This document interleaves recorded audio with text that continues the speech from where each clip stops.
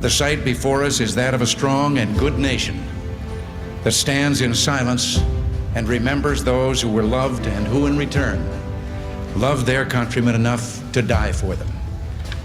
Yet we must try to honor them, not for their sakes alone, but for our own. And if words cannot repay the debt we owe these men, surely with our actions, we must strive to keep faith with them and with a vision that led them to battle and a final sacrifice. Our first obligation to them and ourselves is plain enough. The United States and the freedom for which it stands, the freedom for which they died, must endure and prosper. Their lives remind us that freedom is not bought cheaply. It has a cost. The willingness of some to give their lives so that others might live never fails to evoke in us a sense of wonder and mystery, and how they must have wished, in all the ugliness that war brings, that no other generation of young men to follow would have to undergo that same experience. As we honor their memory today, let us pledge that their lives, their sacrifices, their valor shall be justified and remembered for as long as God gives life to this nation.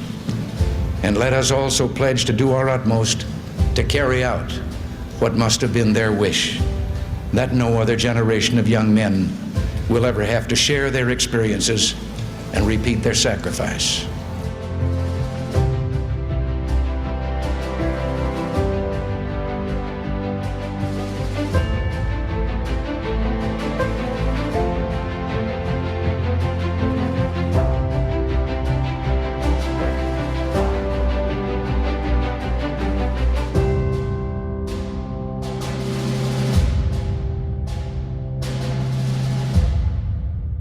Same feeling, of course, animates so many of us as we think of Yom HaZikaron in Israel and the price of freedom for the Jewish people to have a country of our own.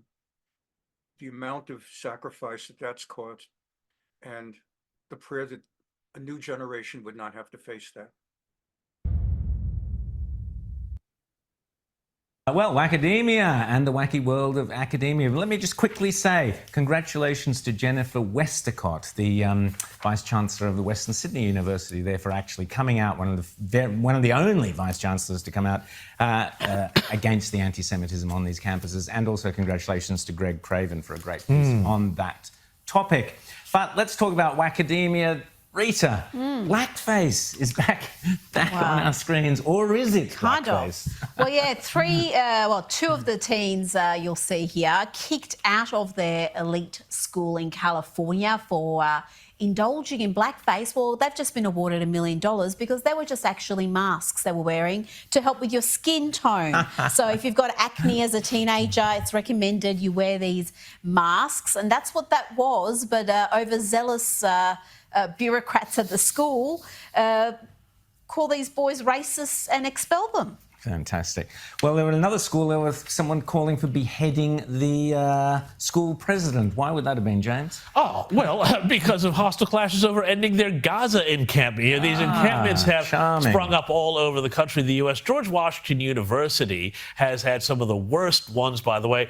They've been projecting all sorts of images about, basically proving that really what their movement is not about. It's not about, ending the war in Gaza. It is really actually about violent overthrow of the United States. This is what they're teaching in these schools, people. And we saw that right after October 7, when some of these academics were very bold in stating, well, what did you think decolonisation was going to look like? Did you think it was going to be a fun ride? So they've been very, very explicit in saying what we saw in October 7, that violent, sadistic uprising, is part of how they see they're going to defeat the West. It's not going to be just, submission and done peacefully. All right, while some professors and college administrators are defending the protesters, others have called them out, including a professor at George Washington University, Melinda Roth. She wrote that these little brats should leave dorm rooms paid for by mommy and daddy and actually go to Gaza. Joining us now is that professor, Melinda Roth.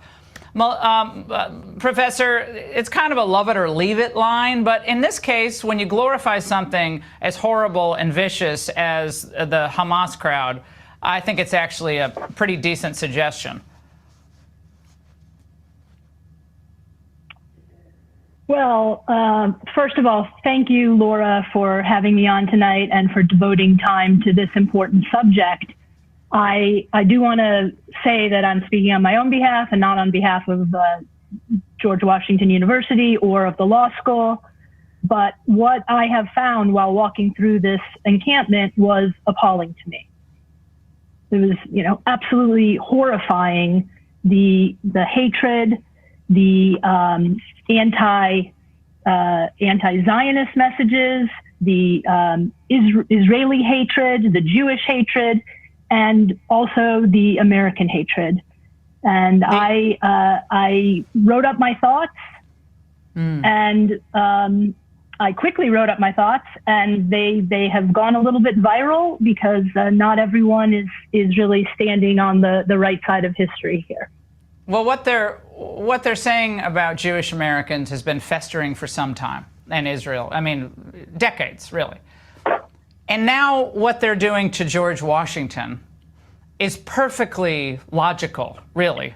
I mean, the covering him with the scarf and defacing him, and I mean, at some point they will rip that statue down. I have no doubt that statue probably in the next 10 years will be coming down. They will demand it because he was a slaveholder, and so the father of our country is just another corrupt racist in their eyes, and so Western civilization is as well.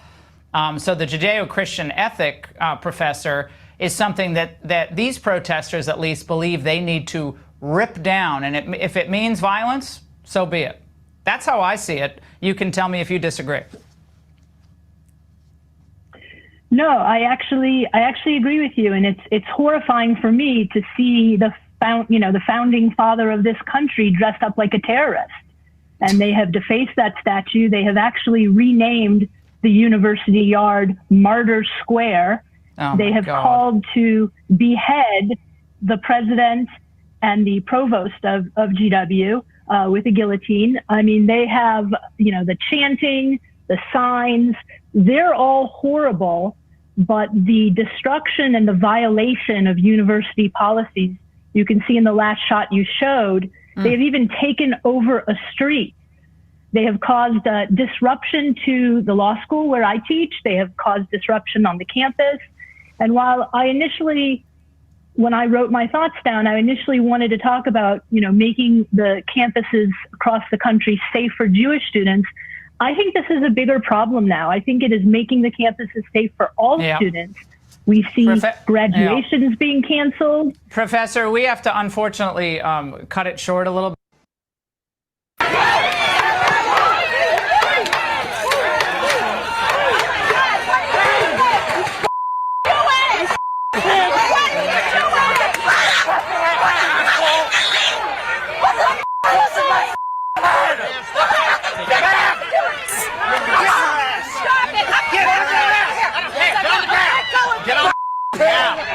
Get on the ground, I said! Oh my God! Oh my God! Give me some cops! My head! You just hit my head on the concrete! Oh my God! Oh my God! You people are fascists! You are Hitler! You are laughing dog! Shame on you! May you never live another day! I am a professor! This is every professor, everyone! I am a professor of economics! You are rabid dogs! You are fascists! It was a peaceful protest until they started fighting troopers. I agree with you. L-I-N. I reacted impulsively. I apologize. No, you're right. It's right to rebel. I'm gonna share this. Please remove the handcuffs. Get back! Get back! Get back! Get back! I want my purse into my black bag. Do you want me to get a hold of John? I want you to call John. Yes, do that. he was. My phone is at home. Okay. Yes. Okay. And I want you to understand. Please don't yank my arm. It is. I'm trying it to is guide you really. gently. Can you please show the back zip ties? They refuse to listen them. Does he have a license? He has everything. This is pulling on my hand. I was doing They were. nothing. I did not resist. Do you have everything you need? Hey, we were not resist. I barely did anything. I came here when I heard that they were arresting. Cops were coming to arrest our students, and I came here and I saw a large man pinning one of our students to the ground, pressing on his neck, and potentially choking him, causing life-threatening injury. Faculty member. I'm a tenured professor. They're destroying the campus and undoing a democratic, peaceful protest. Shame on them. Shame on them. And what department are you in? I'm in the Global Studies Department. And why are you here today? Because we cannot have a genocidal foreign policy in a democracy. These young people are going to be the ones that have to pay the price for these horrible decisions. These police officers out here today, that's thousands of student scholarships. Thousands of students could have been able to go to school and have books and have housing. But instead, our chancellor, who is a very cruel man, decided to send thousands of dollars worth of state funding paid for by the taxpayers into the trash. Are you concerned about this jeopardizing your job? For real. What job do I have if the students don't have a future? Hello, I'm Mark Brown. Get more great ABC7 content by clicking. This officer there break up some of this, and they're going to continue to move forward. Pull someone out there. Wow, okay. Pull someone and out. we could see more arrests. So over to our right, Joab, if you want to point over here, someone's on the ground getting arrested as we speak, as members of law enforcement are ripping apart this barricade. Shouting match also taking place between the protesters and members of law enforcement. Someone just got thrown on the ground. All right, Matthew, as we continue to watch the movement here in your picture, we're going to bring in Jim Hemmold, who, Jim, thank you again for joining us, retired from the LA County Sheriff's Department, where you oversaw command of situations like this and were on the ground yourself as an officer during the Rodney King riots, so we take you back in time. You're seeing police here escalate their action. What does that tell you? Well, you notice that the skirmish lines are going in very systematically, very methodically. They wanted to first make sure all of the resources were in place so you could give dispersal paths, safe escape routes, essentially for those who do not want to be involved in the unlawful assembly. So they were taking every precaution to make sure those were established. They were present just in case something emergent or urgent occurred. So they did a good job of being on Jim, give me a second here. To prevent any. Are you a professor here? I'm a grad student and a proud union member with UAW 4811. Have you been camping out here the last 15 days or so? No, sir, but we've been out here to support our students, our faculty, and our community members. What made you come in today? When free speech is under attack, it's the God-given constitutional duty of every American to stand up and say no. That's why we have a Constitution. That's why we have a Bill of Rights. You felt like it was important to show that demonstration by getting arrested yourself? Yes, sir. Why is that? We have nothing if we don't have solidarity. Anything else you want to say before you get taken away? No, sir. Free Palestine. God bless. Does free speech include taking over a building? Maybe that's a question for a future. Like to say? Police should be protecting people and not property. This didn't need to happen. There were reports that the demonstrators took over the building. I honestly can't tell you anything about that. I'm not sure. I don't know about that. I wasn't present for that. Those people told you for days in advance that if the university sought to go ahead with that construction, They were going to physically destroy the university. Now, why did you negotiate many times? Negotiate? What is to negotiate? What is? Well, it was University is a public institution. That's It's an right. important institution But the university, for all of its own community and for the community of Berkeley that live around it. all of it began the first time some of you who know better and are old enough to know better let young people think that they had the right to choose the laws they would obey as long as they were doing it in the name of social protest. A BBC investigation has revealed a schoolgirl who fled Britain to join the Islamic State group was smuggled into Syria by a Canadian intelligence agent. Shamima Begum left London along with 2 friends when she was 15. She met the agent, Mohammed al-Rashid, at a bus station in Turkey in 2015, and she is currently challenging the removal of her British citizenship, arguing that she was a victim of trafficking. A forthcoming BBC podcast on this story, I Am Not a Monster, has been investigating all of this. It's presented by Josh Baker, and Josh joins us now. Josh, there is endless fascination about the story of Shamima, as you know. Right now, it is the #1 story on the BBC News website. But can you take us back, remind us of what we know about Shamima's journey to Syria, firstly? So Shamima Begum was 15 when she left East London with 2 school friends. That was back in February of 2015. They took a plane to Istanbul where they met a people smuggler, and they then made their way through Turkey to IS-controlled Syria. And once there, they disappeared until about 4 years later, where Shamima emerged from the ashes of the so-called IS caliphate. Now, at that point, the British government decided that Shamima Begum was a threat to the country and removed her citizenship. And since then, she's been in a detention camp in northeast Syria. And in the investigations that you were doing as part of your podcast, what have you uncovered? So the man who facilitated Shamima's journey through Turkey is called Mohammed Rashid. Now, we have obtained a dossier of hundreds of pages of information about him. And what it reveals is that he was part of a highly organized IS people smuggling network. And as well as moving people, he was also documenting evidence of their ID. So he was keeping records of the people he helped. Now, he says in an interview with authorities that he was doing this in order to pass information to the Canadian embassy in Jordan. He basically claims that he had 2 sort of handlers there and that he was working as an agent for them. We have been able to speak to a senior intelligence officer who has confirmed to us that Mohammed Rashid was indeed providing information to Canadian intelligence. Where is Mohammed Rashid now, Josh? What's happened to him? So Mohammed Rashid was arrested in Turkey not long after Shamima Begum made it to Syria, and he's been in jail there ever since. It's been about 7 years now. It's unclear when he will be released. And you've gathered all of this information. It's going to be in the podcast. Have you managed to put it to the various authorities, the UK authorities and the Canadians? We have, yes, as is the... Please find enclosed papers that relate to a decision taken by the Home Secretary to deprive your daughter Shamima Begum of her British citizenship.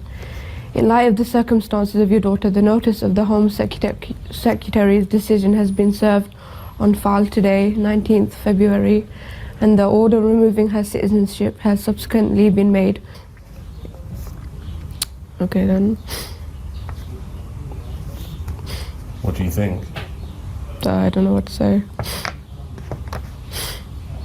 I'm not that shocked, but I'm a bit shocked. So the Home Secretary's deprived you of your British citizenship? Yeah. But I've heard that other people are being sent back to Britain. So I don't know why my case is any different to other people.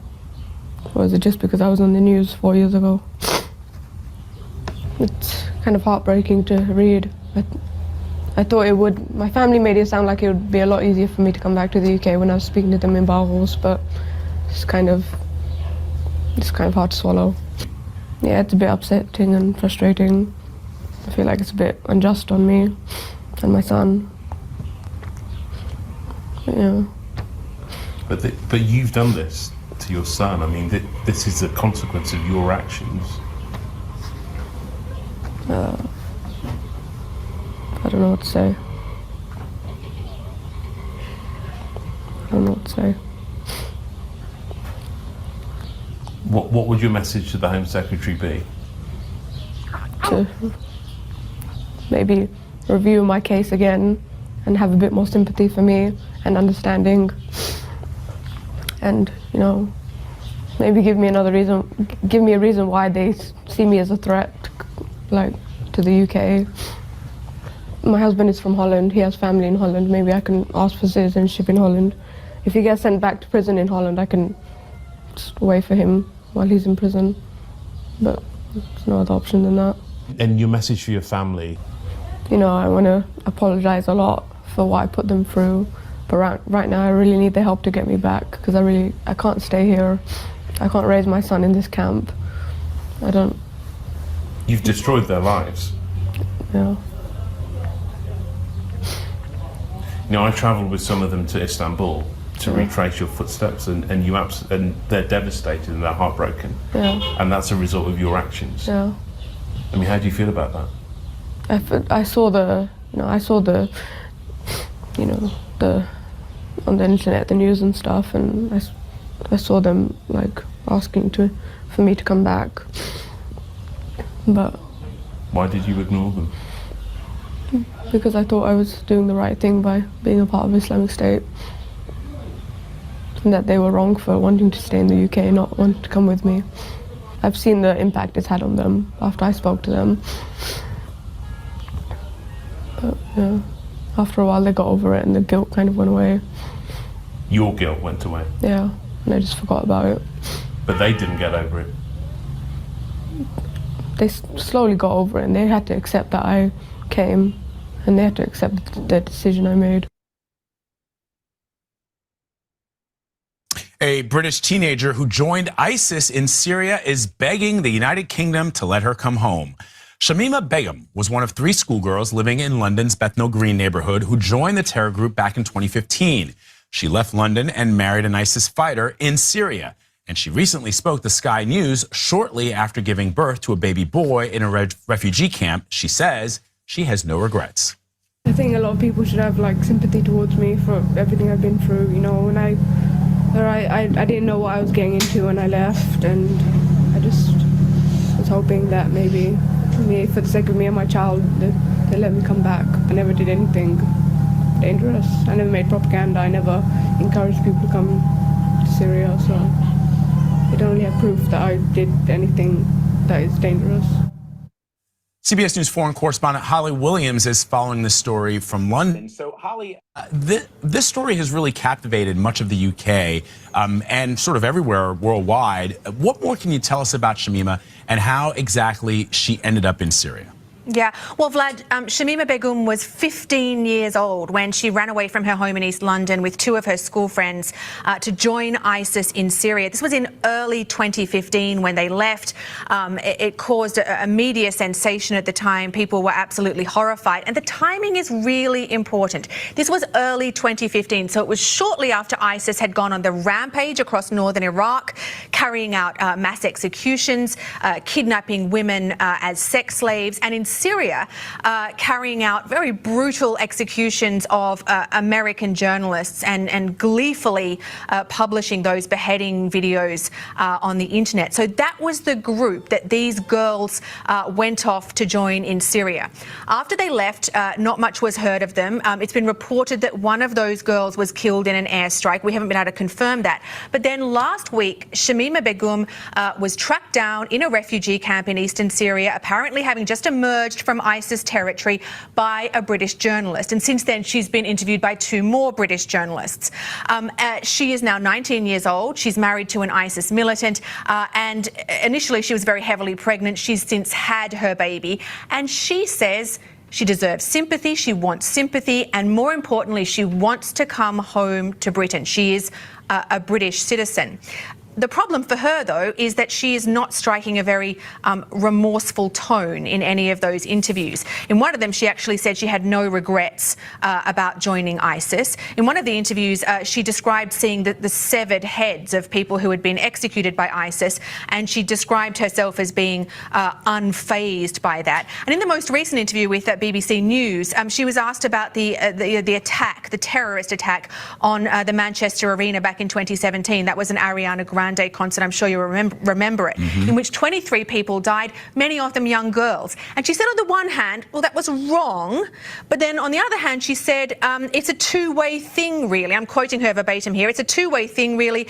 Women and children are being killed in the Islamic State, and this is a kind of retaliation, so I thought that is a fair justification. So you can imagine, it's at best an ambiguous tone. You can imagine how that's gone down with the British public and the British media. Just to give you a flavour of that, these are some of the headlines in the British newspapers over the today's headlines, actually.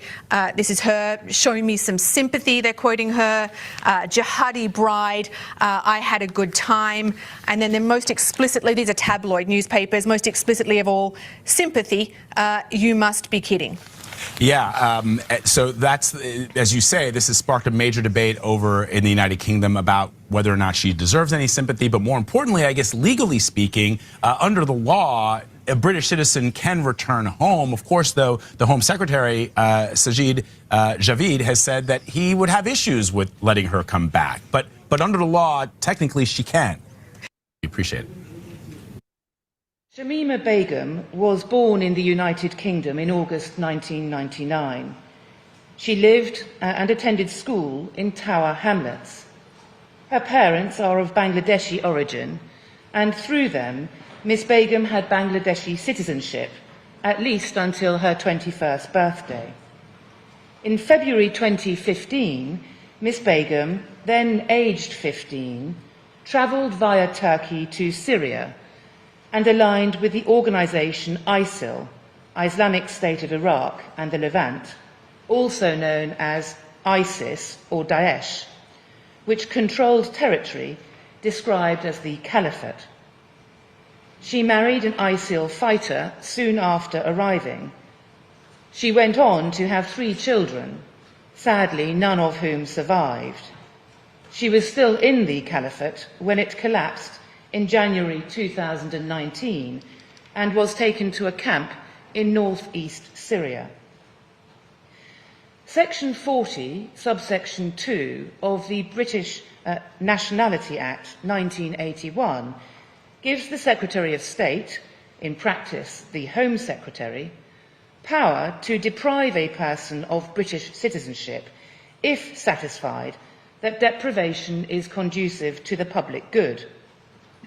On the 19th of February 2019, without prior notice to Miss Begum, the then Secretary of State made an order depriving her of British citizenship on the ground that it would be conducive to the public good to do so, because her return to the United Kingdom would present a risk to national security. There is a right of appeal to the Special Immigration Appeals Commission, SIAC, against orders for deprivation of citizenship made on national security grounds. On the 3rd of May 2019, Miss Begum applied for leave to enter the UK so that she could take part in her appeal to SIAC. Her application was refused.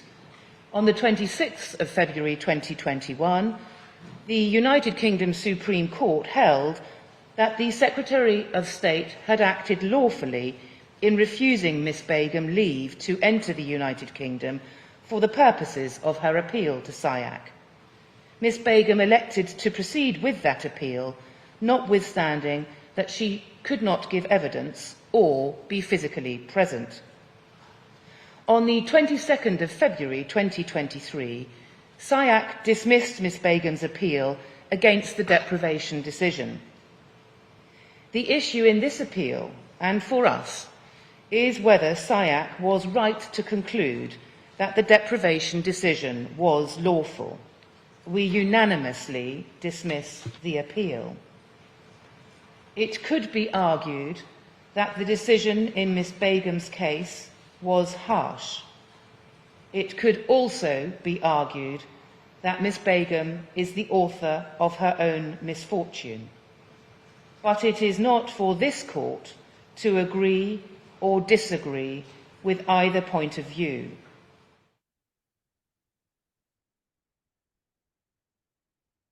The UK's Prime Minister Rishi Sunak has put certain rules in place to cancel the visas of those who come to the UK and instigate chaos. Recently, the Home Office, under this same rule, revoked the visa of a Palestinian student after she participated in a pro-Palestine demonstration at her university. Just like Donald Trump warned that he will cancel the visas of those flooding the campuses of the United States and causing chaos, Rishi Sunak has started doing it. So, is the UK government finally waking up? Or is it too late to be taking all these actions since the general elections are near? In today's video, we will tell you everything about the UK government starting to cancel visas of those coming to the UK and participating in activities like protests and causing chaos. Before we continue, if you've not already, subscribe to and immigration updates. What happens if Netanyahu comes to speak? Mr. Lee, what happens if Netanyahu comes to speak? Is that a mistake by the speaker? What happens if... Keep an eye on the umbrella. Rashida Tlaib, her aide, keeps poking an umbrella into the face of the reporter. If Netanyahu comes to speak? Mr. Lee, what happens if Netanyahu comes to speak? Is that a mistake by the speaker to extend this request? What do you think if the Democratic leaders agree to that request as well? Would you attend? Would you protest in any form? I don't know, inviting more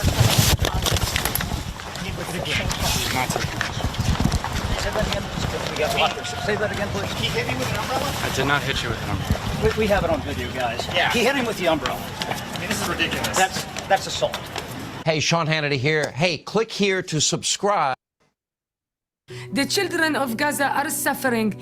They have no food or medical supply. But you can help. Please open your heart and make a donation by clicking in the link below. Shukran and God bless you.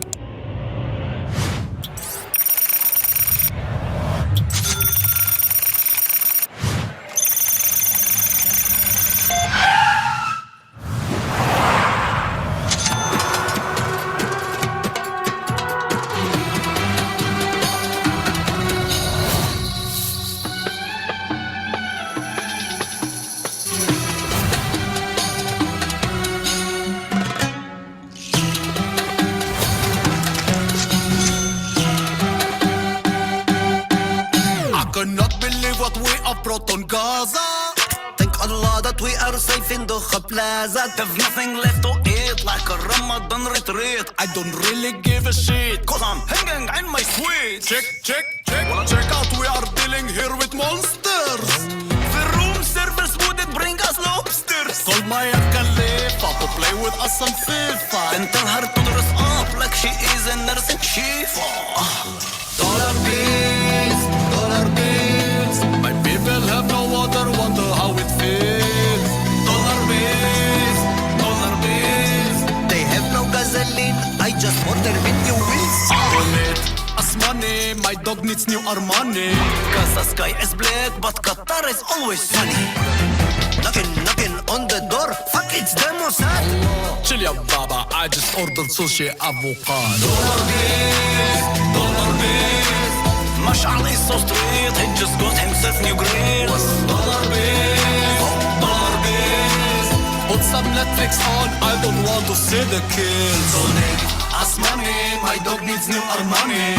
Gaza sky is black, but Qatar is always sunny. You just give me money, life is pretty funny. Gaza sky is black, but Qatar is always sunny.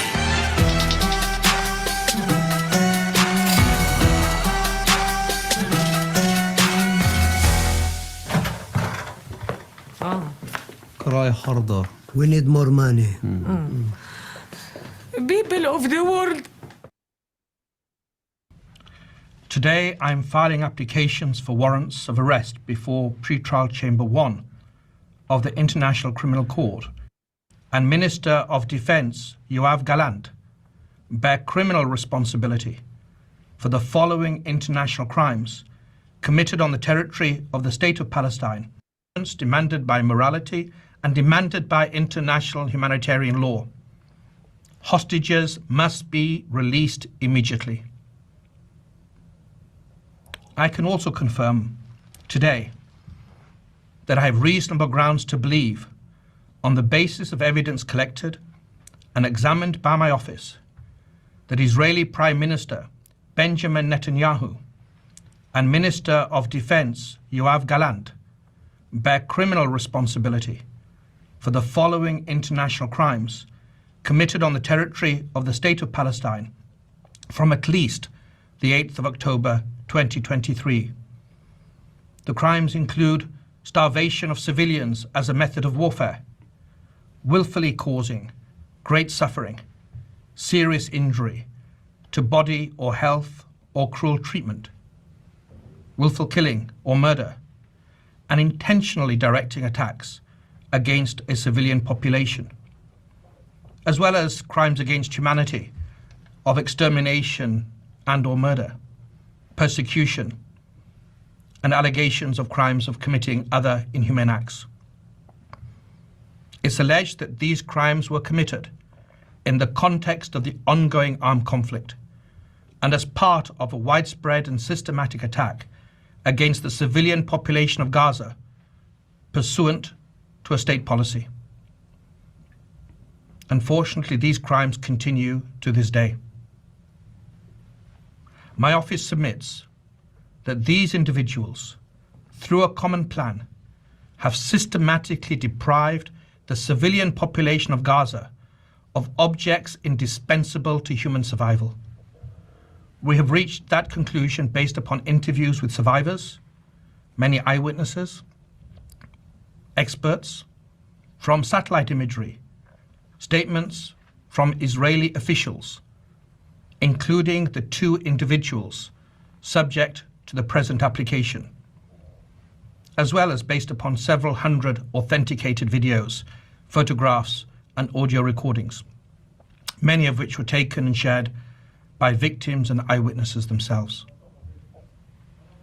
This systematic deprivation resulted from a decision to impose a total siege on Gaza by completely closing the 3 border crossing points, Rafah, Kerem Shalom, and Erez, for extended periods of time, and by arbitrarily restricting the transportation of essential supplies, including food and medicine, through the border crossings after they were reopened. The siege, the total siege, also involved cutting off cross-border water pipelines from Israel to Gaza, which is the principal source of clean water for the population in Gaza. It was cut off for prolonged periods beginning on the 9th of October 2023, and it was accompanied by the cutting off or hindering of electricity supplies to Gaza from the 8th of October 2023 until today. That conduct took place alongside attacks that killed civilians, including people queuing for food, the obstruction of aid delivery by humanitarian organizations, and attacks on aid workers that forced many of those same humanitarian organizations to either cease operations or limit their life-saving efforts in Gaza. The tragic effect of the use of starvation as a method of warfare against Gaza's civilian population is acute, it's visible, and it's widely known, and it's confirmed by multiple witnesses and victims, including local and foreign medical doctors. That starvation has caused and continues to cause deaths, malnutrition, dehydration, and profound suffering among the population.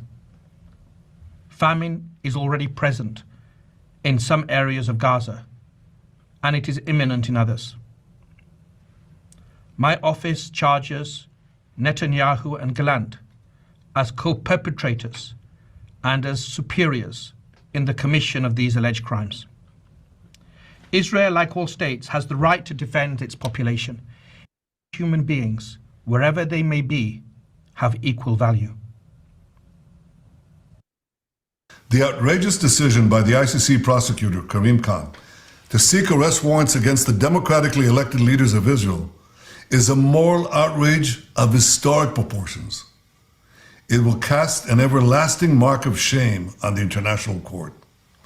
Israel is waging a just war against Hamas, a genocidal terrorist organization that perpetrated the worst attack on the Jewish people since the Holocaust. Hamas massacred 1,200 Jews, raped Jewish women, burned Jewish babies, took hundreds hostage. Now, in the face of these horrors, Mr. Khan creates a twisted and false moral equivalence between the leaders of Israel and the henchmen of Hamas. This is like creating a moral equivalence after September 11th between President Bush and Osama bin Laden, or during World War II between FDR and Hitler. What a travesty of justice, what a disgrace. The prosecutor's absurd charges against me and Israel's defense minister are merely an attempt to deny Israel the basic right of self-defense. And I assure you of one thing, this attempt will utterly fail. 80 years ago, the Jewish people were totally defenseless against our enemies. Those days are over. Now the Jewish people have a state, and we have an army to defend our state. Notwithstanding the blood libels Mr. Khan has leveled, Israel will continue to wage this war in full compliance with international law. We will continue to take unprecedented measures to get innocent civilians out of harm's way and to ensure that humanitarian assistance reaches those in need in Gaza. Mr. Khan also sets a dangerous precedent that undermines every democracy's right to defend itself against terror organizations and aggressors. The ICC has no jurisdiction over Israel, and Mr. Khan's actions will not stop us from waging our just war against Hamas. But Mr. Khan's abuse of this authority will turn the ICC into nothing more than a farce. He's doing something else. He is callously pouring gasoline on the fires of anti-Semitism that are raging across the world. Through this incendiary decision, Mr. Khan takes his place among the great anti-Semites in modern times.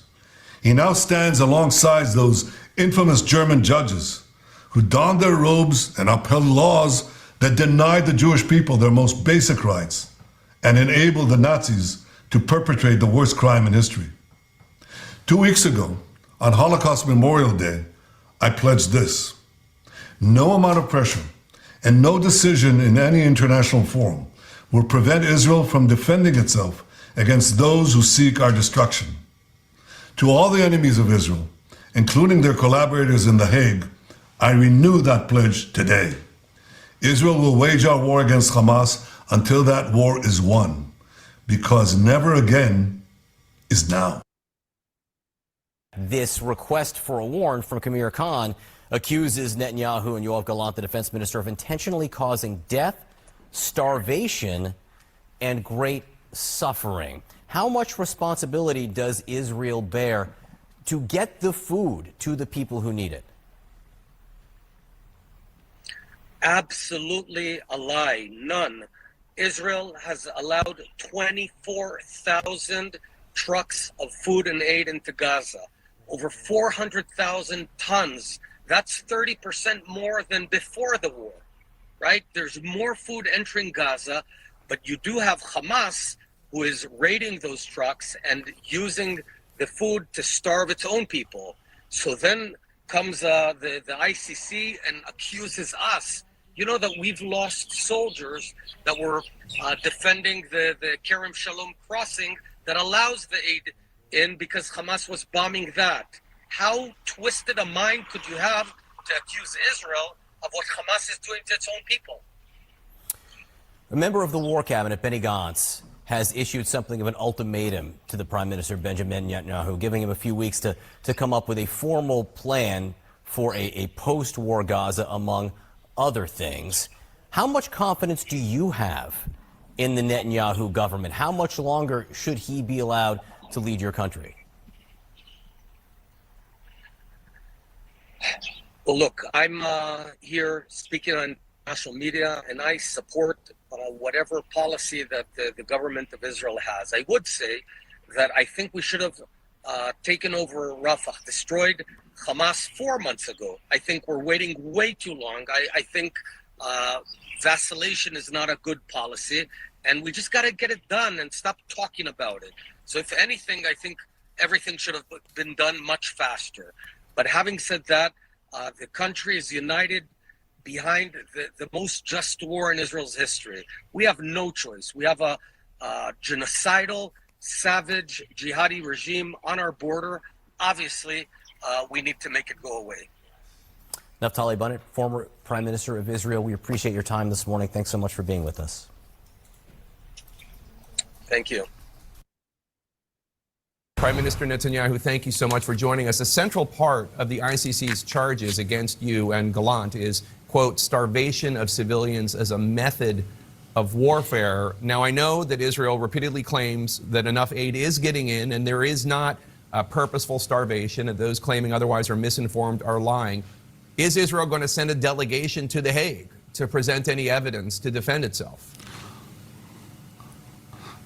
I think these charges are exactly as President Biden called them. They're outrageous. They're beyond outrageous. This is a rogue prosecutor that has put false charges and created false symmetries that are both dangerous and false. And the first false symmetry is he equates the democratically elected leaders of Israel with the terrorist tyrants of Hamas. That's like saying that, well, I'm issuing, arrest warrants for FDR and Churchill, but also for Hitler. Or I'm issuing arrest warrants for George Bush, George W. Bush, but also for bin Laden. That's absurd. Secondly, the charges are completely false. Let's take this charge of starvation. We've put in 500,000 tons of trucks of food and medicine for this population. We've taken 20,000 trucks. We've paved roads to put those trucks in. We've opened border crossings that Hamas closed down. I've had airdrops that are facilitated, sea route supplies. I mean, the whole thing is absurd. You should know this. I mean, the prices of food in Gaza has dropped by 80%. The markets don't lie. They talk about 23, I think, or 30 cases of malnutrition in a population of 2 million. Okay. The United States in 2022 had 20,000 deaths of malnutrition. That's 3 times more than in Gaza. This is completely false. It's the kind of slander that has been leveled at the Jewish people for ages, and it's renewed now against the Jewish state. It was false then, it's false now. But one thing, this prosecutor, this rogue prosecutor, didn't even bother to come here. He said he'd come here to check the facts. He didn't check the facts. He just went out and demonized the Jewish state, and he's taking the ICC down the route of the General Assembly that passes infinite resolutions, flat earth resolutions against Israel, or the Human Rights Council that used to have a reputation that is completely blown because half the resolutions are against Israel, not against Iran, not against North Korea, not against Syria. It's the same thing. It's outrageous. And false. And dangerous because it endangers every democracy. We should note, though, it's not just the ICC expressing concerns about the lack of humanitarian aid getting into Gaza. President Biden and his administration and their officials, not to mention European allies of Israel and their officials, they've all been making this case for months that Israel is not letting enough aid in. So when President Biden expresses concern about you not letting enough aid in, is he wrong? Well, no, we had the same concerns. We were trying to get the aid in. We got the aid in, and Hamas was looting the aid.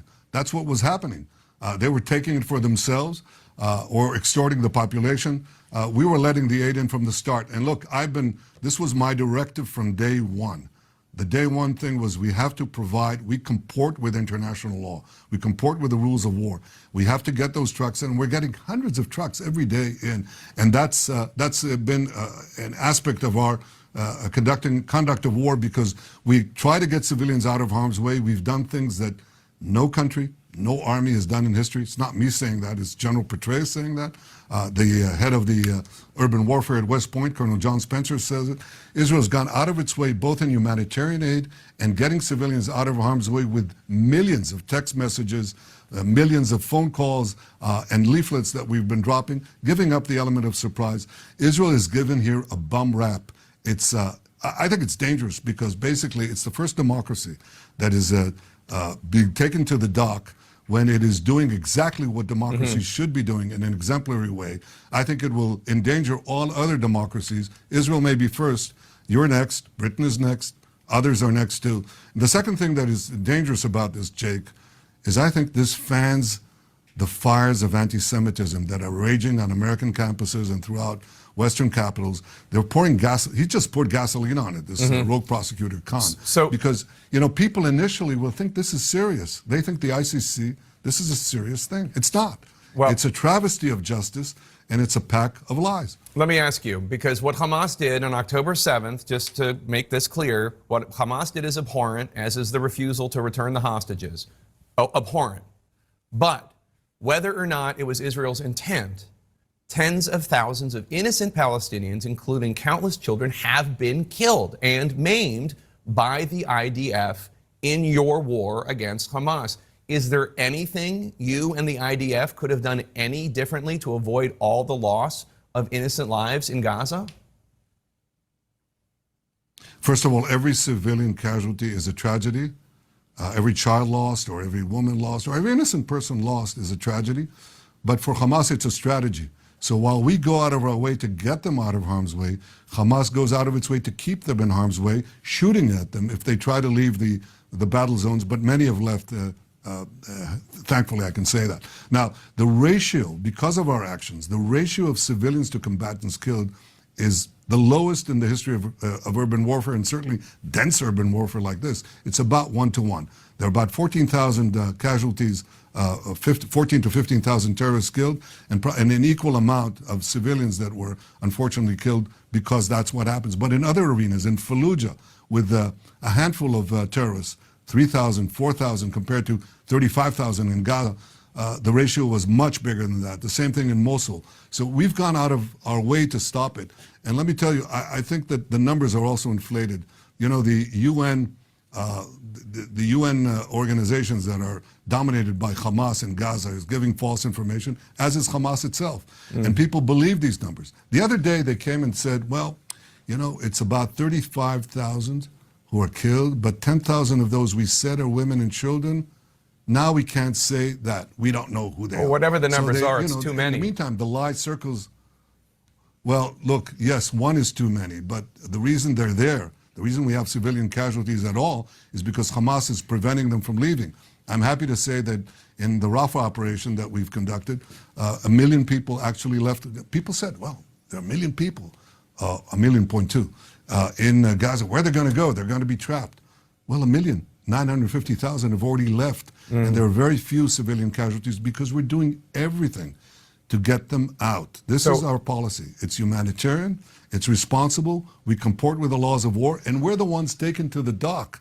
And it doesn't give any solace that they're also taking these killers of Hamas, these murderers, and putting them in the dock. As I said, yeah, Hitler's in the dock, but so is FDR, and so is Eisenhower. Absurd. After 7 months of unity for your wartime government, there seems a lot of disagreement now about your plans for Gaza, or lack thereof, after a major military operations in Gaza is over. Benny Gantz wants a plan, or he says he's going to leave your government. Your defense minister, Yoav Gallant, says you don't have a plan. He's basically accusing you of trying to lay the groundwork for an occupation, either civilian or military, in Gaza in the future. Are you denying that the plan is for an occupation of Gaza, or are you taking it off the table?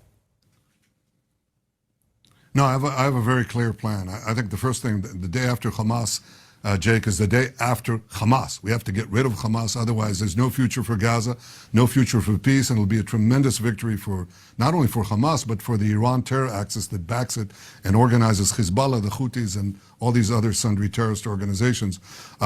So I think we have to defeat Hamas, and we will defeat Hamas. Rafah is the last stronghold of Hamas terrorist battalions. We'll defeat them. That ends the intense part of the fighting. But once Hamas is defeated, what we have to do is have sustained demilitarization of Gaza. And yes, on this, I think the only force that can prevent the resurgence of terrorism for the foreseeable future is Israel. At the same time, I want a civilian administration that is run by Gazans who are neither Hamas nor committed to our destruction. So you're taking it off the table. The third thing that we'll need to do is No, I'm not. I'm putting it on the table. On the contrary. No, that's not true. I'm saying you're taking In off fact, an Israeli I authorized occupation already. of Gaza. You're taking off the table an Israeli If you occupation. mean resettling, if you mean resettling Gaza, yeah, it was never in the cards, and I said so openly, and some of my constituents are not happy about it, but that's my position. The third thing that I would do is have a reconstruction of Gaza, if possible, done by the moderate Arab states and the international community. That's demilitarization, civilian administration by local Gazans who are not committed to Israel's destruction, and responsible reconstruction. That, I think, is a realistic plan, and I've said so. Look, if some people are not happy with it, maybe they want to put in the Palestinian Authority that is still teaches its children to, seek the destruction of Israel, pays terrorists. The more Jews they kill, the more they pay. Supports terrorism. That's not my position. I want a different future for Israelis and Palestinians alike. I think it'll affect the future of peace in the Middle East, too. Two more questions for you, sir, because I know your time is limited. 3 people familiar with the ceasefire discussions that fell through earlier this month tell our reporter, Alex Marquardt, that Egyptian intelligence quietly changed the terms that Israel had already agreed to in order to get Hamas on board. Does this raise concerns for you about Egypt being involved moving forward? Look, I think we have a goal, which is not only to defeat Hamas, but also to release the hostages. My government has been able to secure the release of 124 hostages so far, and we're committed to get the rest. Hamas, unfortunately, has been hunkering down on a demand that is simple. They say, well, we can release the rest of the hostages, maybe. But in order to do that, you have to get out of Gaza, end the war, and allow us basically to regroup and reconquer Gaza. And they vowed to commit the October 7th massacre, this horror of beheadings and raping of women, beheading women after they rape them, the burning of babies, the slaughter of the innocent, the taking of hostages. We'll do that again and again and again. So that's something I won't agree to. And I hope Egypt understands that we can't agree to something like that. That's not something that we can countenance, and neither can the people of Israel. By the way, the overwhelming majority of Israelis support this policy. And I can tell you that the other day, by the way, yesterday, we had a resolution in the Knesset where 106 out of 120 Knesset members supported a resolution that says you cannot accept the ICC statement. You cannot accept it. We'll reject it. It's a farce, and we have to stand up to it. And I can tell you, I don't remember that Israelis, I don't remember the Knesset agreeing, 106 Knesset members out of 120 agreeing on anything. But Mr. Prime Minister, you say that the majority of the American people are with you on this plan, but a poll from the Israel Democracy Institute from this month showed a majority of Israelis, 56%, say getting the hostages back home should be a higher priority than military action in Rafah. So don't you just fundamentally disagree with the majority of the Israeli people? Well, I've seen other numbers, but I take a different thing. I don't say this is more important than that is more important. I say both of them are important. And in fact, the military action that we're taking against Hamas is, in fact, the way to get these hostages, because without military pressure, basically without, squeezing them, Hamas is not going to give up anything. That's the reason they gave up the first half of the hostages, and that's the reason they'll give up the second half. So I see them as complementary and not contradictory goals, and I intend to fulfill both of them. Israeli Prime Minister Benjamin Netanyahu, thank you so much for your time. Appreciate it. Thank you. Geert Wilders is the leader of the Freedom Party in Holland. He's a Dutch politician, and he's almost a prime minister if he can get a government together. But he is staunchly pro-Israel and anti-Hamas and anti-jihad, and he had these amazing and simple words to say in Parliament in Holland. Check it out. Ik weet één ding, dat de haat vanuit dit soort islamitische groeperingen als Hamas, maar er is ook islamitische jihad, er is Hezbollah, er zijn heel veel van die groepen, die en niemand anders, ze worden aangevallen door mensen die ervoor zorgen en die willen dat een land en een volk niet bestaat. Dat is niet wat Israël doet. In Israël zitten Arabieren in de Knesset, in het parlement. In Israël zijn het volwaardige burgers die daar beter af zijn als ze in Israël wonen dan in de Palestijnse gebieden wonen. Maar nu hebben we een groep die representeert radicale moslims, niet alle moslims, maar radicale moslims. En die zijn erop uit om de Joodse staat te vernietigen en hun inwoners te vermoorden. En voor mij en mijn fractie is het dan niet moeilijk om te kijken met wie wij solidariteit hebben. Hebben we dat met het Joodse volk die vecht voor zijn bestaan? Of hebben we dat voor het islamitisch, extremistisch, terroristisch tuig die ze wil uitroeien? En ik zeg u, tot de laatste snik die ik heb, steun ik de staat Israël.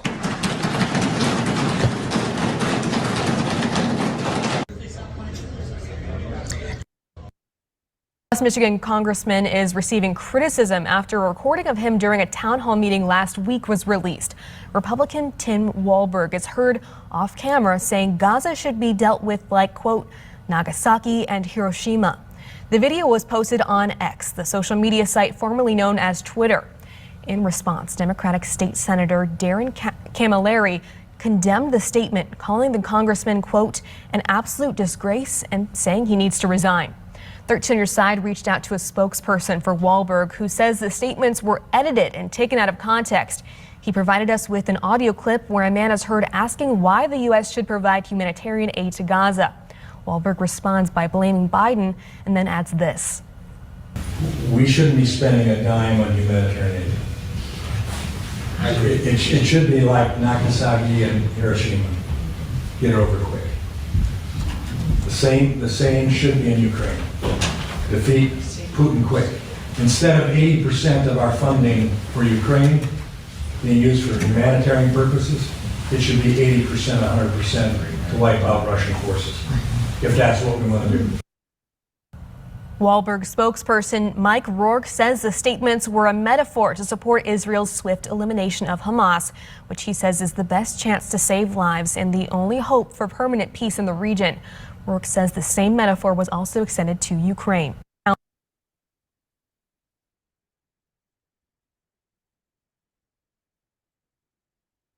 Geert Wilders is the leader. West Michigan congressman is receiving. Mia, so we've been talking a lot today about war crimes, crimes against humanity, and this kind of ongoing, whether it's the campus riots, everyone else, people in the American administration, media interviews, all this stuff about Israel and is Israel fighting with crimes against humanity and all of that. And so very, very often, I and so many others who defend Israel point out that America did far more to destroy innocent so-called civilians in Dresden, Hiroshima, Nagasaki, where the targets of the bombings were not military targets, just to create horror and terror among the countries to get them to give up by massacring their civilians. And we often talk about it. And in the context now of the International Criminal Court, whatever it is, and it is a criminal court, it's a court made up of criminals. I wanted to share with you, beyond just talking or metaphors, what exactly did America do when it was trying to drive Hitler to defeat and to get the Japanese who had bombed Pearl Harbor finally to give up before we would have lost another 200,000 Americans, it was predicted, had the United States actually entered in the last phase, Japan, because Japan wasn't giving up before those bombs. It was estimated by American strategic military intelligence, we would have lost 200,000 soldiers. Many of you and I might not be here today.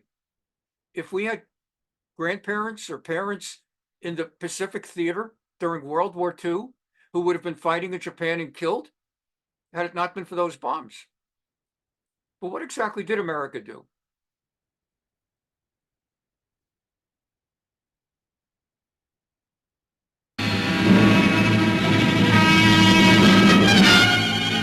RAF heavy bombers assist Marshal Connieff's drive into the Reich.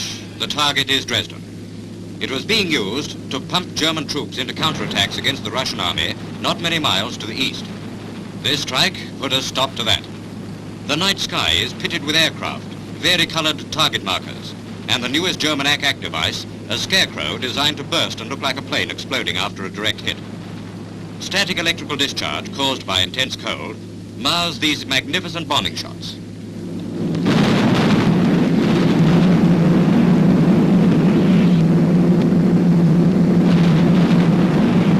The day after the RAF strike at Dresden, B-17 bombers of the 8th United States Air Force gave the city a repeat performance.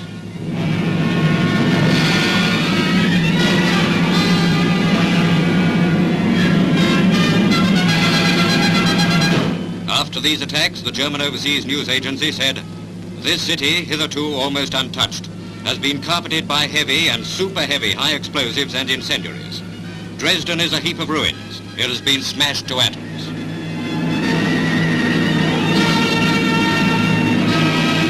Before these attacks, Dresden was planned as a substitute capital in place of Berlin. After this, Hitler will have to look for a substitute for the substitute.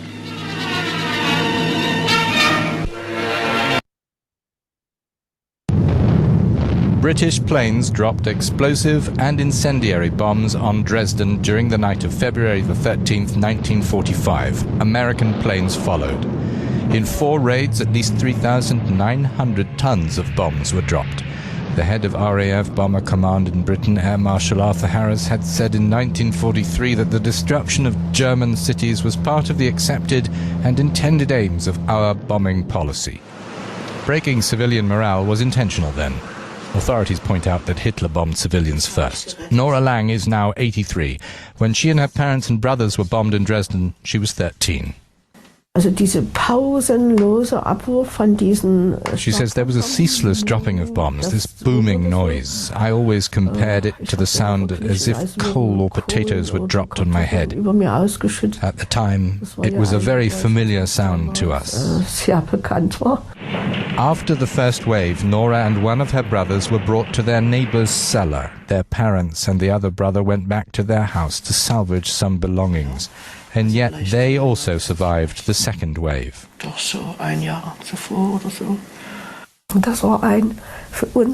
For us, it was a happy ending. I don't want to cry about it, but in fact, everything was really terrible. A historical commission in 2010 put the official number of civilians killed at up to 25,000, close to the estimate by Dresden's civil authorities at the time, although the figures have been disputed over the years.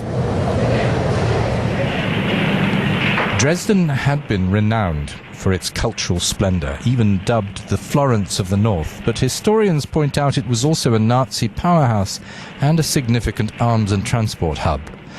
The capital of the state of Saxony is held up as a rare East German success story today. Historians, like Frederick Taylor, however, say that even though the city has been largely rebuilt, the trauma is intense and it has never recovered from a diffuse grief and cultural pessimism. The monumental ruin of the domed Frauenkirche church was only rebuilt after Germany's post-communist reunification.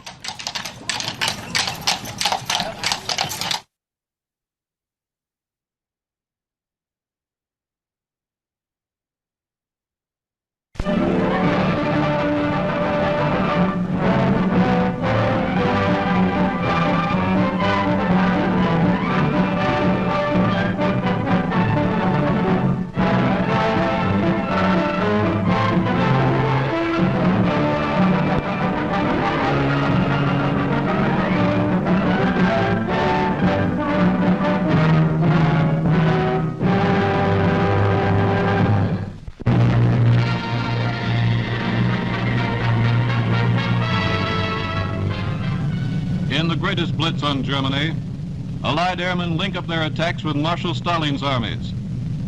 British bombers head for Dresden, the Saxony bastion of the Nazis along the Eastern Front.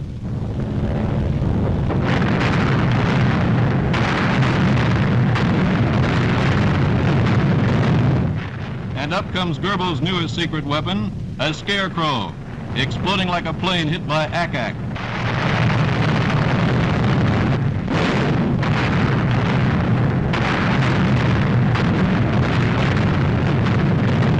800 RAF Lancasters splashed 650,000 incendiary bombs on transportation lines in Germany's 7th largest city.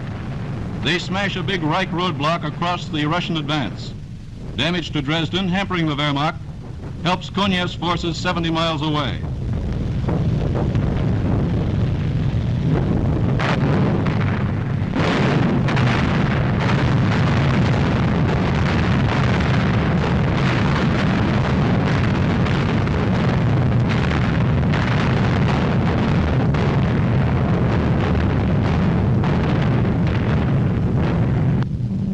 Out of the west, 1,350 American bombers of the 8th Air Force streaked their vapor trails into the dawn.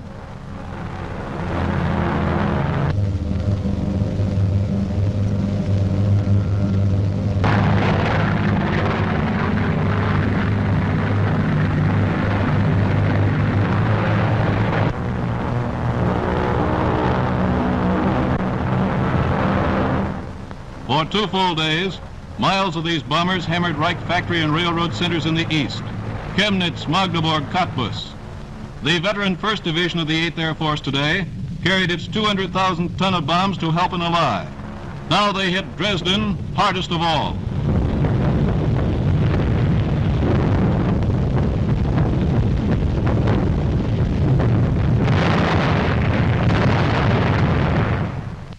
The Blitz here, blasting away for the Russians now 45 miles away, links the two-front Allied drive from east and west on Berlin.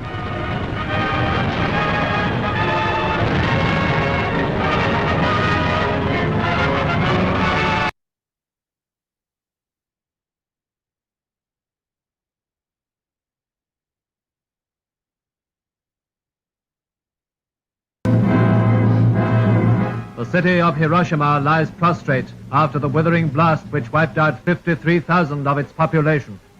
4 square miles of buildings leveled by the first of 2 small bombs that decided the fate of Japan.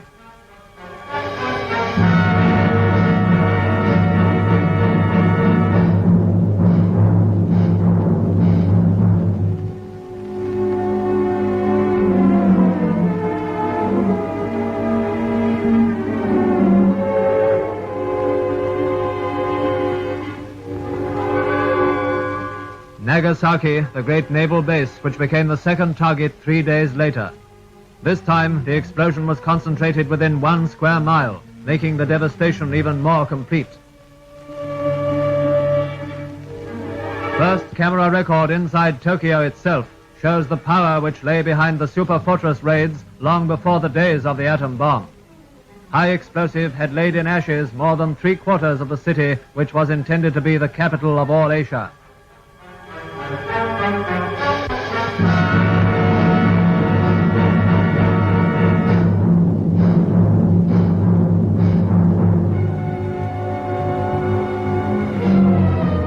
Outside the Emperor's palace, almost untouched by bombs, a few Japanese still worship while Allied planes patrol overhead.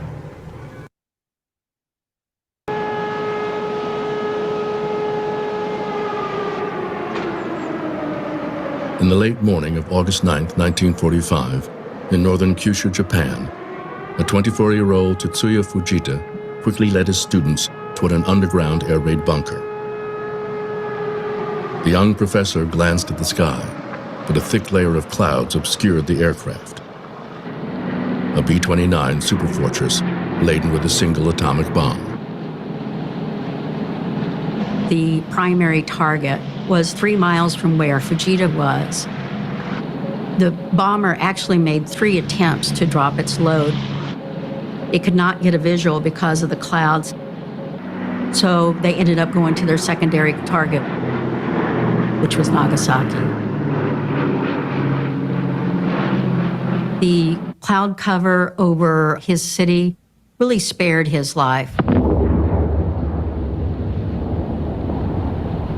At 11:02 a.m., the B-29 dropped an atomic bomb on Nagasaki.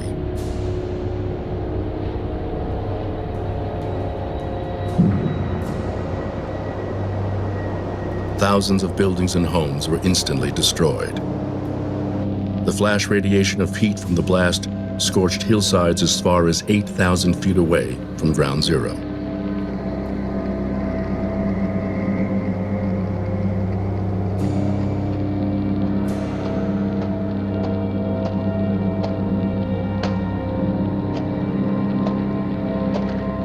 About a month later, Fujita was asked as part of a team to go out and look at the damage pattern around Nagasaki and Hiroshima to see if they could determine exact location of where the bomb detonated and the altitude of the detonation.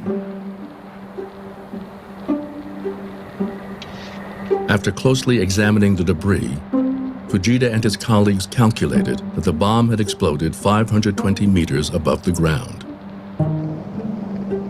But what intrigued Fujita more was the curious pattern left by the blast. The blackened trees directly below the explosion stood upright, while those radiating out from ground zero fell away horizontally in a starburst pattern. As he studied the damage, Fujita imagined the airflow from the blast descending rapidly and fanning outward upon contact with the ground, toppling the trees. This was his first really comprehensive damage survey. It wasn't meteorological, but some of his early understanding of how to do a damage survey. Those seeds were planted during these surveys of these two atomic bombs.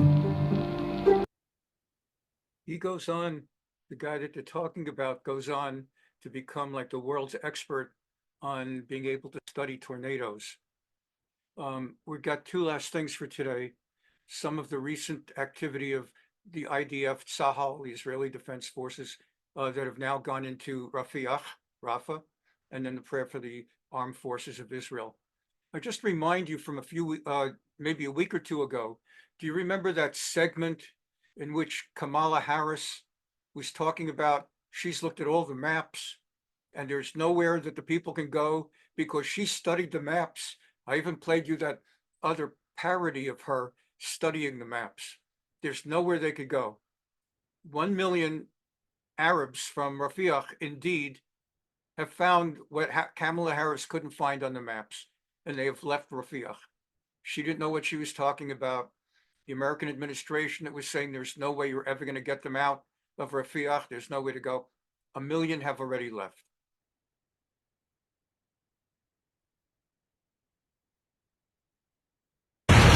يا الله يا الله هذا المخيم الآن شظايا في كل مكان. هذه شظايا بצפון עזה נמשכת הלחימה מאז Okay, oh God, Allah. Look at all of these rocket shrapnel that have landed everywhere here in the camp. That's what the guy is saying. We continue. شظايا في كل مكان. هذه شظايا בצפון עזה נמשכת הלחימה מאז חזר צה"ל בפעם השנייה. Here in northern Gaza, the battle's continuing from the time that Tzahal had left. Turns out that she had to go back into Jabalia because Hamas people that survived the first time around had started, and then I guess had tried Shifa Hospital, but we saw a few weeks ago what happened there. So now they tried to hide in Jabalia. There are Arabs saying that it's turned into a dangerous place to be in Jabalia also. צה"ל תוקף בעיקר במחנה הפליטים בעקבות הניסיון של חמאס להתבסס. Sahel is again attacking in the Arab camp there in the aftermath of Hamas trying to reestablish itself there. בו מחדש. יש טנקים ומטוסים נוחתת על ידי הטרור כבר מספר ימים. Several Israeli tanks and missiles have been hitting the place for several days. הנה אנס שריף, כתב אל-ג'זירה, שלא הסתיר את שמחתו בטבח בשבעה באוקטובר. Now this is a guy, a journalist for Al Jazeera, who couldn't even hide his joy and celebration on October 7 during the slaughter then. But now he's not smiling. He says, there's no way I can begin to describe what is going on here right now in northern Gaza.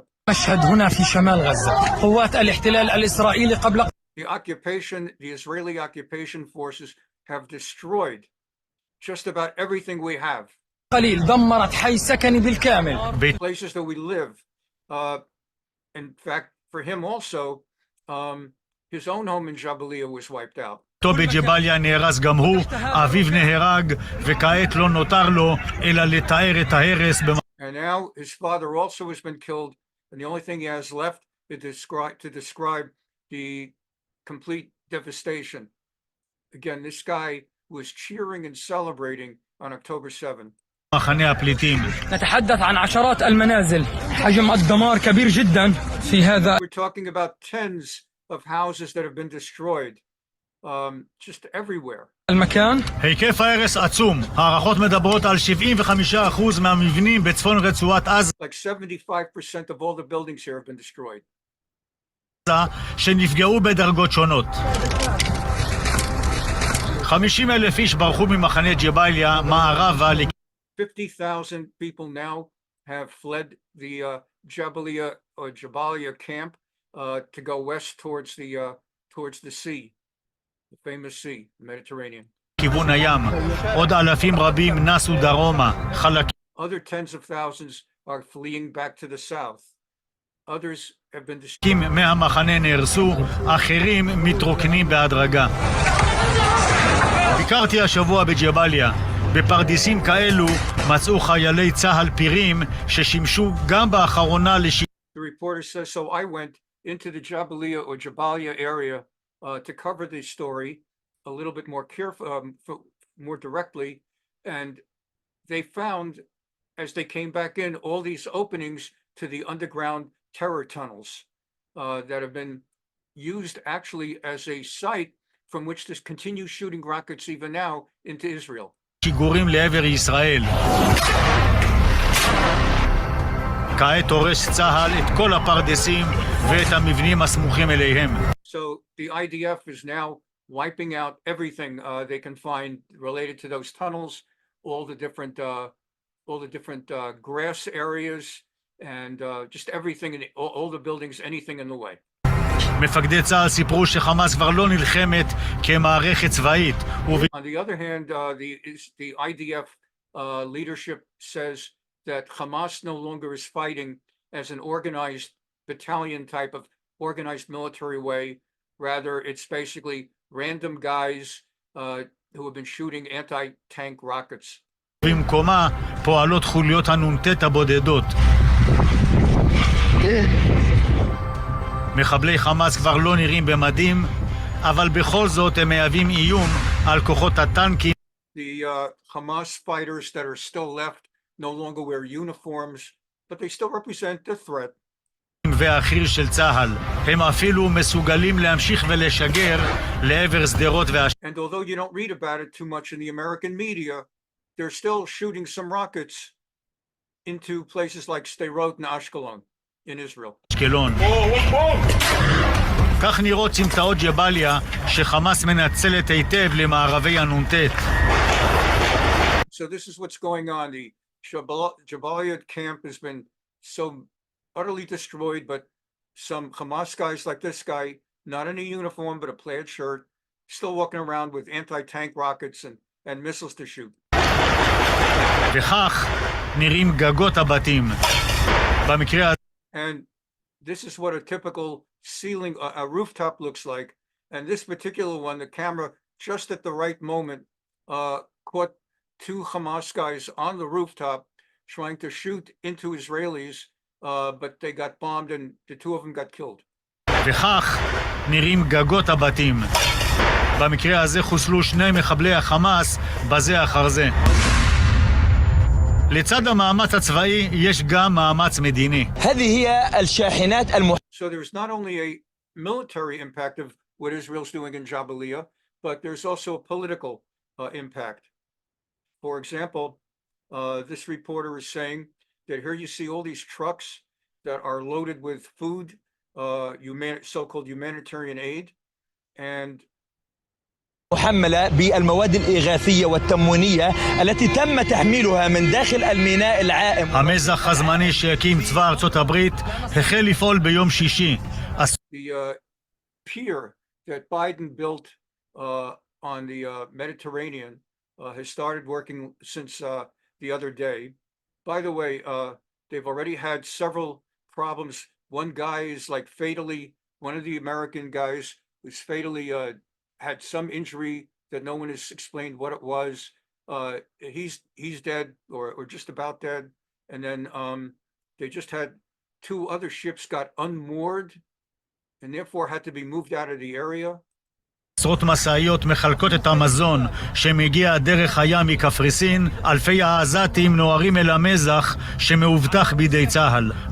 So they were trying to bring in food from Cyprus through the water into the pier, and the pier is being defended and protected by the Israeli army. ארצות הברית מבטיחה כעת שאין מדובר בתחליף למעברי היבשה. ומעזה לרפיח דרומה, שם נמשכת הלחימה בעיקר במזרח העיר. And now we go from the northern part of Gaza to Rafiach. ובקרבת מעבר רפיח. המעבר סגור, אלפי משאיות ממתינות בצידו המצרי. There was a crossing from southern Gaza, which borders Egypt. But Egypt is not letting any aid, humanitarian aid, through that crossing. So stuff is not getting in, even though the Israelis are willing to let it in from their side of the crossing, because Egypt is not letting it through. You don't really hear this in the media. מצרי. מצרים וישראל מחליפות האשמות בדבר האחריות לסגירתו, ואף שישראל הציעה למצרים לנהל את המעבר במשותף. The Egyptians are saying they don't want to leave it open. They don't want stuff going through because they don't want that crossing open because they're afraid that Arabs from Gaza are going to flood into Egypt. דחו המצרים את ההצעה והם דורשים כעת להעביר אותו לניהול בלעדי של הפלסטינים. רפיח מתפנה מתושביה, מימין.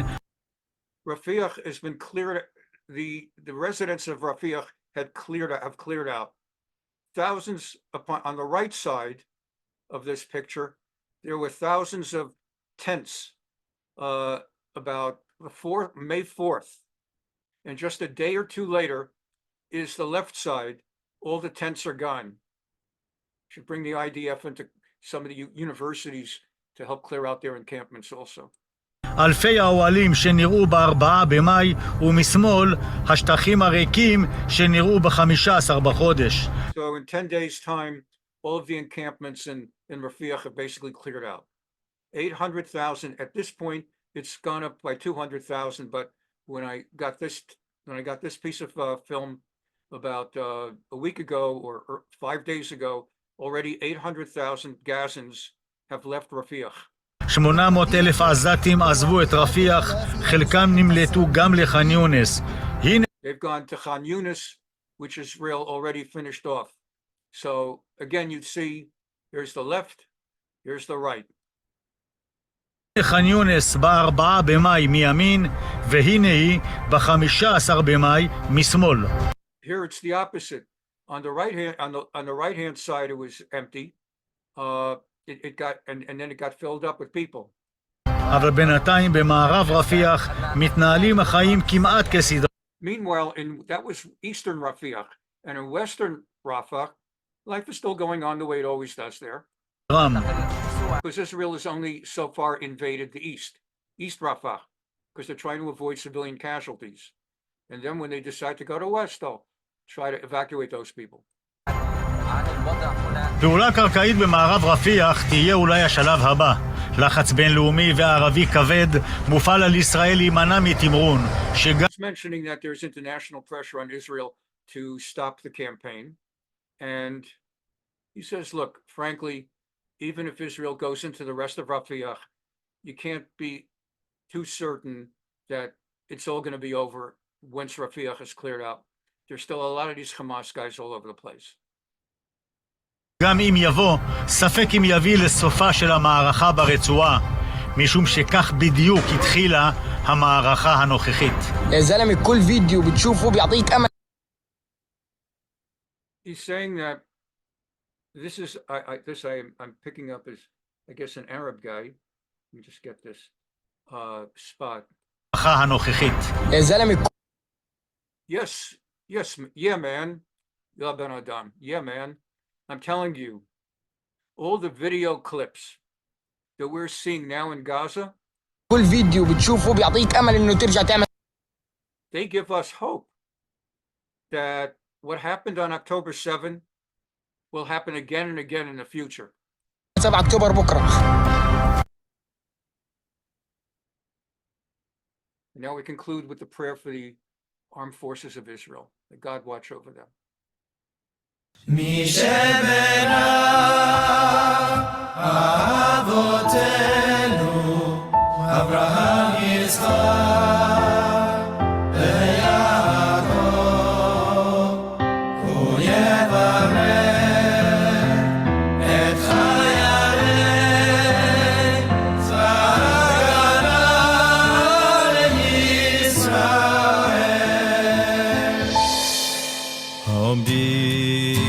משמע ארצנו וירא אלוקינו מגבול הלבנון מיד מדבר מצרים ומן הים הגדול עד לבוא הערבה היבשה באוויר ובים הוא יברך את חיילי צבא ההגנה לישראל הוא יברך את חיילי צבא ההגנה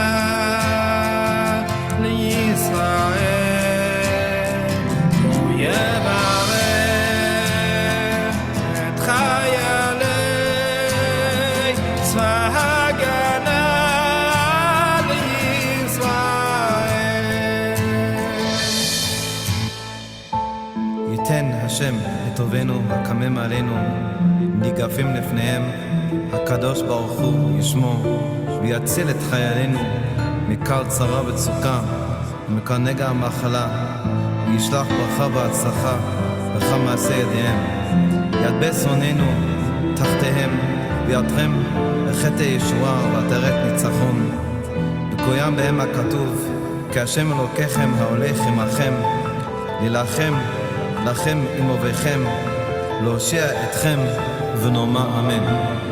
ונאמר אמן. ונאמר אמן. ביבשה, באוויר, באוויר, או בים, הוא יברך את חיילי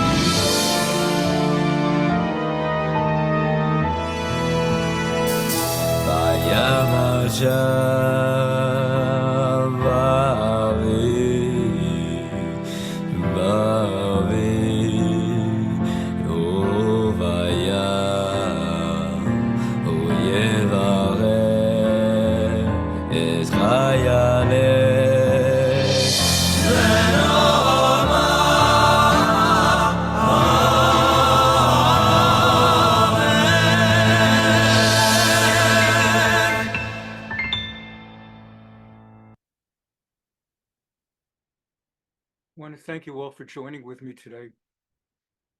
And I hope, as with most of our Sunday programs, that you come out feeling a lot stronger and a lot more inspired, that there's often very bad news during the week, or what sounds like bad news. And I try on Sundays to put them all into perspective and give us all strength. And also, we see by the amount of people who join with us on Sundays and catch it on YouTube and stuff, that we're not alone and we're sharing strength with each other. So be strong and Also, let us remember the fallen soldiers who fought for freedom in the United States in this Memorial Day weekend. Have a wonderful week. Bye-bye. Thank you, Rabbi.